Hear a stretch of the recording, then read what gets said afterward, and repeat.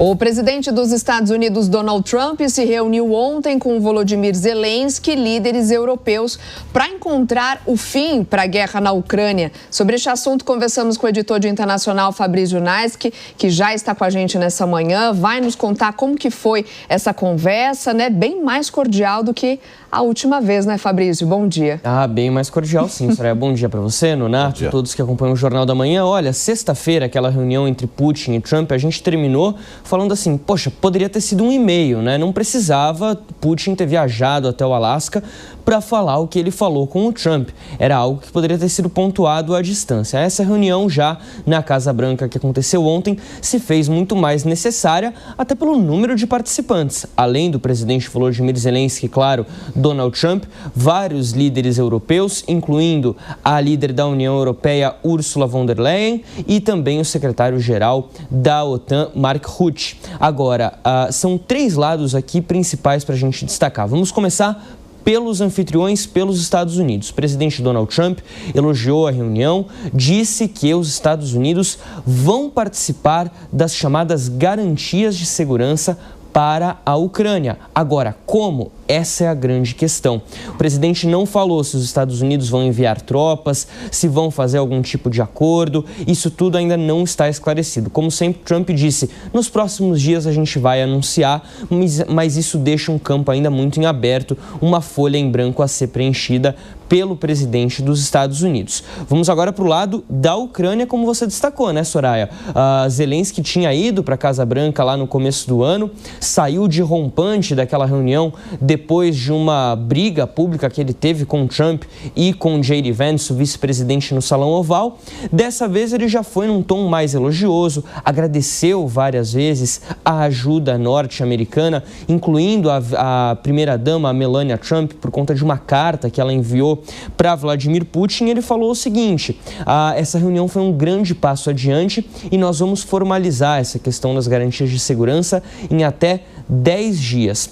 Zelensky também afirmou o seguinte, que a Ucrânia fez uma oferta para comprar em até 90 bilhões de dólares de equipamentos militares dos Estados Unidos.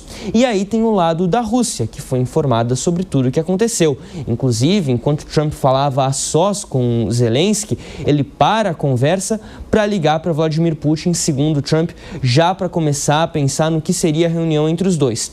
A Rússia disse o seguinte, nós aceitamos alguns termos, porém não iremos aceitar tropas da OTAN no território ucraniano para essas garantias de segurança. Isso é algo completamente inegociável para Moscou, que é quem tem dado o tom do que será ou do que deve ser um acordo daqui para frente.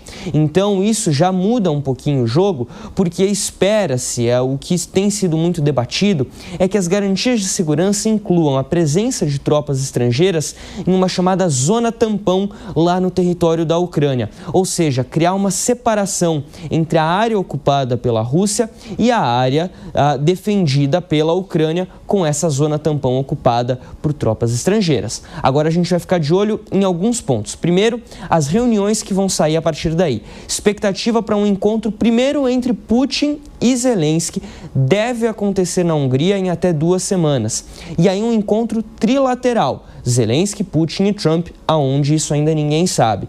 A Europa quer uma reunião quadrilateral, com a presença de líderes europeus, mas isso ainda está um pouco distante. Lembrando que Putin tem dado as cartas porque Trump falava até semana passada de cessar fogo, agora ele já não fala mais. Putin bateu na mesa e disse o seguinte, é um acordo de paz enquanto a guerra continua. Obrigada, Fabrício. Só faltava, só uma piadinha aqui, só faltava o Trump ligar para o Putin e o Putin, estou falando com o Lula, não dá para te atender. Poderia. A ligação foi ontem, né? Existe essa possibilidade, dependendo do horário. Valeu, Naitz. Obrigada, Fabrício. Deixa eu chamar aqui os nossos comentaristas. Ô, Deise, de uma maneira geral, foi um encontro positivo? Que balanço você faria dessa segunda-feira? Foi ali criando substâncias para a gente criar essa expectativa para esse possível acordo de paz? Olha, Soraya, essas conversas elas sempre são positivas, né? Eu não vejo a possibilidade de um acordo de paz logo de imediato. A gente sabe que tem disputas narrativas e simbólicas aí que são muito fortes, né? O Donald Trump, desde a campanha eleitoral dele, ele queria se fiar como o grande provedor da paz, né? E o Putin, por outro lado, quer se colocar como alguém que não está isolado politicamente e geopoliticamente, né? Então, esses interesses, eles são muito mais fortes do que a gente imagina. A gente tem uma questão aí também que é muito importante nessa primeira reunião entre o Donald Trump e o Putin, né? Falou-se muito sobre o fato da Ucrânia ter ficado de fora e esse simbolismo, ele é muito forte, né? Principalmente entre esses dois principais líderes. Eu não vejo uma possibilidade de paz agora, mas eu acredito que diante de todos os conflitos que a gente teve entre esses personagens mesmo, o Trump, o Zelensky, depois o Trump e o Putin, só o fato da conversa civilizada começar a acontecer já é um ponto positivo. Mas reitero, acho que uma guerra do tamanho dessa complexidade, a gente precisa ainda de muitos outros aspectos para que se chegue a falar efetivamente na possibilidade de paz.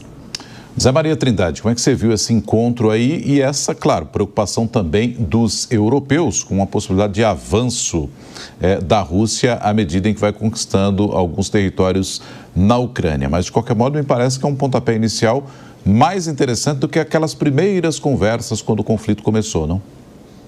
Já existem ali propostas concretas, né? O Martinho Lutero disse o seguinte: paz, se possível, a verdade a qualquer custo. Ou seja, é a busca dessa verdade que é complexa demais, né?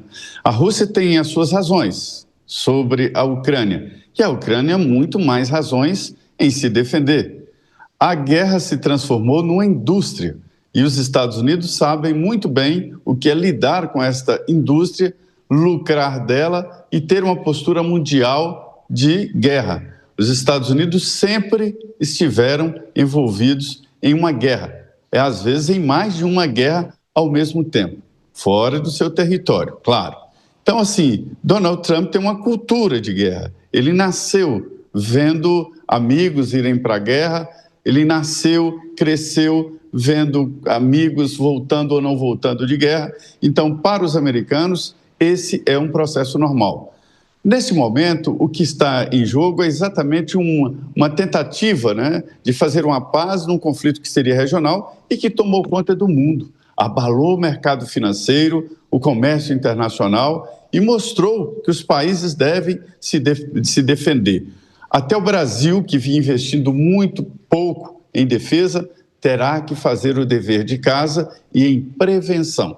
Forças Armadas, ensinou esse conflito, são, na verdade, um processo de prevenção, ou seja, de manutenção. Isso mudou o mundo, né? O mundo estava em berço esplêndido e agora descobriu que o seu vizinho pode ser um futuro adversário, ou seja, a velha indústria da guerra voltou e voltou forte.